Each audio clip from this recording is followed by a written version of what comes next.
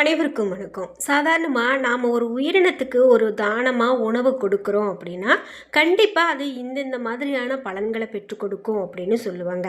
அதில் முக்கியமாக நாம் காகங்களுக்கு உணவு வைக்கிறத தினமும் கடைபிடிக்கிறவங்க இருக்காங்க.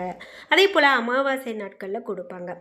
அதே போல தான் நாய்களுக்கு உணவளிக்கிறது அப்படின்னு பார்த்திங்கன்னா நிறைய பேர் இது ஒரு வழக்கமாகவே வச்சுட்டு வரக்கூடியதாக இருக்கும். முக்கியமாக எவ்வளவு ஒரு பாவம் செய்திருந்தாலும் சரி, தெரிந்தோ தெரியாமலோ செய்த பாவத்தை கூட இந்த மாதிரியான ஜீவராசிகளுக்கு நம்ம கொடுக்கக்கூடிய உணவு நமக்கு ஒரு அந்த பாவ பலனை மாற்றி புண்ணிய பலனை ஏற்படுத்தும் அப்படின்னு சொல்கிறாங்க. ஜோதிடத்தின்படி இது மாதிரி நிறைய தகவல்கள் சொல்லப்படுதுங்க. முக்கியமாக நாய்களுக்கு உணவளிப்பதன் மூலமாக என்னென்ன மாதிரியான பலன்கள்லாம் நமக்கு ஏற்படும் அப்படிங்கிறத நம்ம தெரிஞ்சுக்கலாம். நாய்கள் அப்படின்னு சொல்கிறத விட பைரவர் அப்படின்னு சொல்கிறதே சரியானதாக இருக்கும். அதாவது ஜோதிடத்தின்படி நாய் பைரவருடைய விலங்காக ஒரு வாகனமாக இருக்குது. நாய்களுக்கு நம்ம உணவளிக்கிறதால நம்மளுடைய வாழ்க்கையில் ஏற்படக்கூடிய பிரச்சனைகள் எல்லாம் நீங்கும். மேலும் நம்ம இந்த மாதிரியான தவறுகளை மட்டும் செய்யவே கூடாது அப்படின்னு ஒரு சில விஷயங்கள் சொல்கிறாங்க.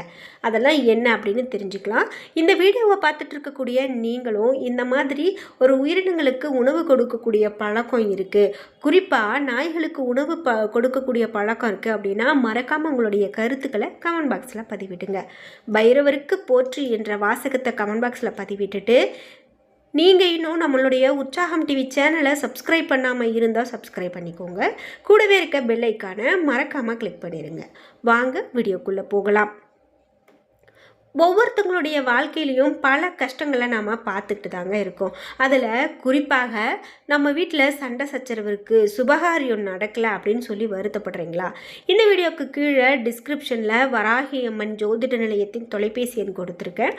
அந்த எண்ணுக்கு தொடர்பு கொண்டு பேசி பாருங்கள். கண்டிப்பாக அவங்க வாழ்க்கையில் இருக்கக்கூடிய எல்லா பிரச்சனைகளுக்கும் சரியான தீர்வு கிடைக்கும்.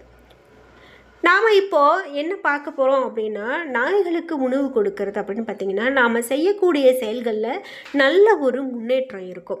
அது மட்டும் இல்லாமல் நம்ம மேலே இருக்கக்கூடிய கண் திருஷ்டியெல்லாம் அகலும் அப்படின்னு முக்கியமாக சொல்கிறாங்க.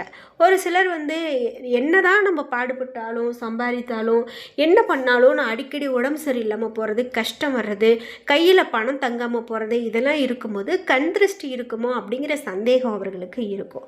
அப்படிப்பட்ட கண் திருஷ்டியை போக்கக்கூடியதாக இருக்கும் அப்படின்னு சொல்லலாம். இப்போ இது நம்ம பலன் அப்படிங்கிறத பார்க்குறத விட ஒரு உயிரினத்துக்கு நம்ம ஒரு உணவு கொடுக்குறோம் அப்படிங்கிறது எவ்வளவு பெரிய மேன்மையான விஷயம். குறிப்பாக நாய்களுக்கு நம்ம உணவு கொடுக்கும்போது தேய்பிறை அஷ்டமியில் உணவு கொடுக்கறது மிகவும் நல்லது. அதாவது தினந்தோறும் வைக்கிறவங்களுக்கு எந்த பிரச்சனை இல்லை, ஆனால் நான் இந்த மாதிரி உணவு கொடுக்குற பழக்கம் என்கிட்ட இல்லை அப்படின்னு சொல்கிறவங்க இந்த அஷ்டமி நேரத்துலையாவது நம்ம உணவு கொடுக்கறது நல்லது. தேய்பிறை அஷ்டமியில் கொடுக்கலாம். தினமும் இரவில் நம்ம வெல்லத்தை சிறிதளவு சாதத்தில் கலந்து கொடுத்தா நம்மளுடைய முன்வினை பாவங்கள் கூட நீங்கி போகும் அப்படின்னு சொல்கிறாங்க. நீங்கள் வளர்க்கக்கூடிய நாய்களுக்கு உணவளிப்பது உங்களுடைய கடமை. அதே போல் நிறைய பலன் இருக்குது அப்படின்னு சொல்லலாம். அது மட்டும் இல்லாமல் மற்ற உயிரினங்களுக்கும் நம்ம கொடுக்கறது அது இன்னும் அதிகமான பலனை கொடுக்கக்கூடியது அப்படின்னு சொல்லப்படுது. அதாவது கடவுளினுடைய வாகனமாக கருதப்படுவதால் நாம் இந்த நாய்களுக்கு அசைவ உணவுகளை நாமவே கூடாது அப்படின்னு சொல்கிறாங்க.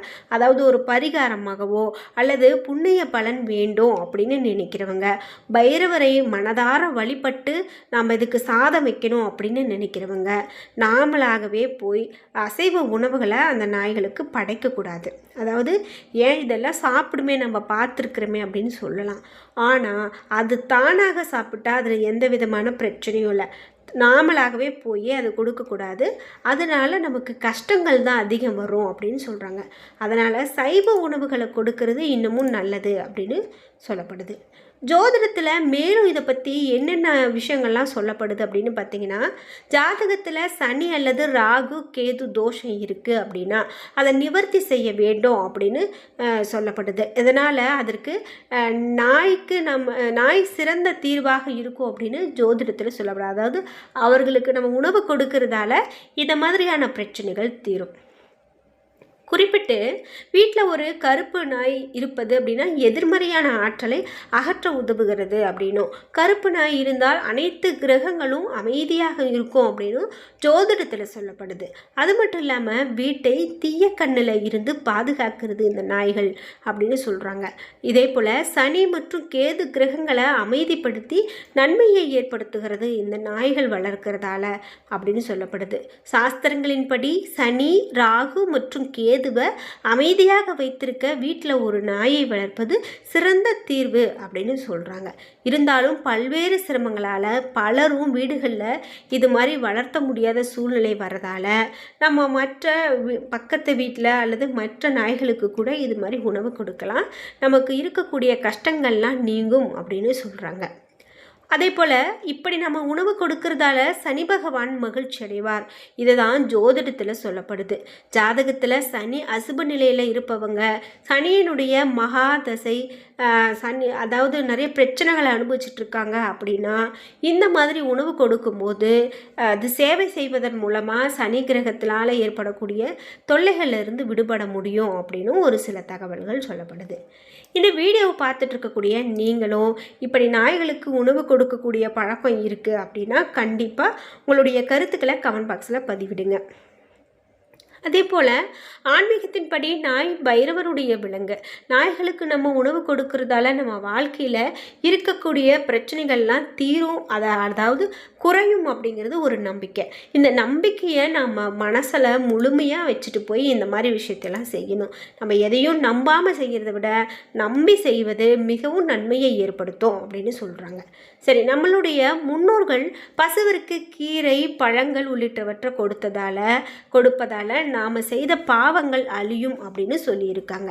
அந்த வகையில் நம்ம ஒரு சில விலங்குகளுக்கு இது மாதிரி கொடுக்கறதால கிரக பிரச்சனைகள்லாம் தீரும் அப்படின்னும் சொல்லப்படுது.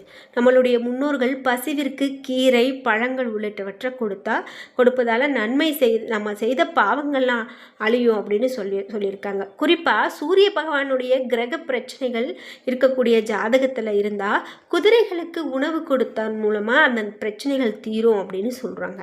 அதே போல் நம்ம ஜாதகத்தில் குரு பகவானால் பிரச்சனை இருக்குது அப்படின்னா திருமணம் மற்றும் கல்வியில் ஒரு பாதிப்பு ஏற்படும். அதை நிவர்த்தி செய்ய நாம் மாடுகளுக்கு தீவனம் அல்லது யானைகளுக்கு உணவு கொடுக்கறதன் மூலமாக கூட அது தீரும் அப்படின்னு சொல்கிறாங்க.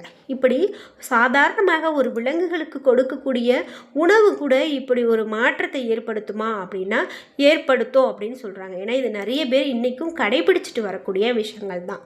அதே போல் சந்திர பகவானுடைய பார்வை உங்களுடைய ஜாதகத்தில் உக்கிரமாக இருக்கிறது அப்படின்னா அதை சரி செய்ய நீர்வாழ் உயிரினங்களுக்கு உணவு கொடுக்கலாம். அதாவது நீங்கள் நிறைய பேர் வீடுகள்லேயே மீன் தொட்டி வைத்து வளர்த்துவது கூட பார்த்துருப்பீங்க. அப்படி மீன்களுக்கு உணவு கொடுக்கலாம். அல்லது நாம் மீன்கள் மட்டும் இல்லாமல் ஆமை உள்ளிட்ட நீர்வாழ் உயிரினங்களுக்கு உணவு கொடுக்கலாம். செவ்வாய் கிரகம் திருமண விஷயத்தில் முக்கியமான தடையாக பார்க்கப்படுது. நம்ம ஆடு அல்லது செம்மறி ஆட்டுக்கு உணவு கொடுக்கறதன் மூலமாக நம்மக்கிட்ட இருக்கக்கூடிய கெட்ட வினைகள் குறைகிறது அப்படின்னு சொல்கிறாங்க.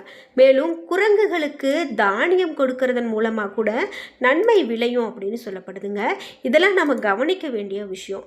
இத்தனை உயிரினங்களுக்கு நம்ம உணவு கொடுக்கறது மூலமாக இவ்வளவு பலன் இருக்கிறதா அப்படின்னு தெரிஞ்சுக்கலாம். உங்கள் ஜாதகத்தில் புதன் அதிபதியாக இருக்கக்கூடிய பட்சத்தில் அவர் மிகச்சிறந்த பேச்சாளராக இருப்பார். புதன் திசை பிரச்சனையாக இருக்கிறவங்க கிளிகளுக்கு உணவு வைப்பதன் மூலமாக பெரும் சிறப்பு அப்படின்னு சொல்கிறாங்க. தங்களுடைய வீட்டின் மேலே கூரையில் பறவைகளுக்கு உணவுகள் மற்றும் தண்ணீர் கூட வைக்கலாம். அதாவது கிளிகள் இல்லை அப்படின்னா இப்படி கூட வைக்கலாம். அதே போல் செல்வத்தை அள்ளித்தரக்கூடிய கிரகம் தான் சுக்கிரன். இந்த கிரகம் நல்ல முறையில் வலுப்பெற புறா உள்ளிட்ட பறவைகளுக்கு நம்ம தானம் கொடுக்கலாம், தானியங்கள் கொடுக்கலாம். இதனால் நல்லதொரு பலன் பெறுவாங்க அப்படின்னு சொல்லப்படுது. அது மட்டும் இல்லாமல் நம்ம அனைவரும் மிகவும் பயப்படக்கூடிய ஒரு கிரகம் தான் சனி.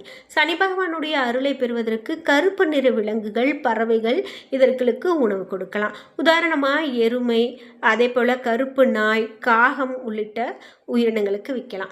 ராகு கேது உங்களுடைய ஜாதகத்தில் வலுப்பெற நாய்களுக்கு ரொட்டி கொடுப்பது, எறும்புகளுக்கு சர்க்கரை, மாவு பொருட்களை உணவாக கொடுப்பது இவையெல்லாம் நல்ல பலனை கொடுக்கும். என்ன நண்பர்களே, இன்றைக்கி வீடியோவில் ஒரு உயிரினத்துக்கு நாம் உணவு கொடுக்கறது மூலமாக இத்தனை பலன்கள் இருக்கிறதா அப்படின்னு தெரிஞ்சுக்கிட்டோம். இந்த வீடியோ கண்டிப்பாக உங்களுக்கு ரொம்ப பயனுள்ளதாக இருந்திருக்கும். வீடியோ உங்களுக்கு பிடிச்சிருந்தா லைக் பண்ணுங்கள், ஷேர் பண்ணுங்கள், கமெண்ட் பண்ணுங்கள். நீங்கள் இன்னும் உற்சாகம் டிவி சேனலை சப்ஸ்கிரைப் பண்ணாமல் இருந்தால் சப்ஸ்கிரைப் பண்ணிக்கோங்க. கூடவே இருக்க பெல் ஐக்கானை மறக்காமல் கிளிக் பண்ணிடுங்க. நன்றி வியூவர்ஸ்.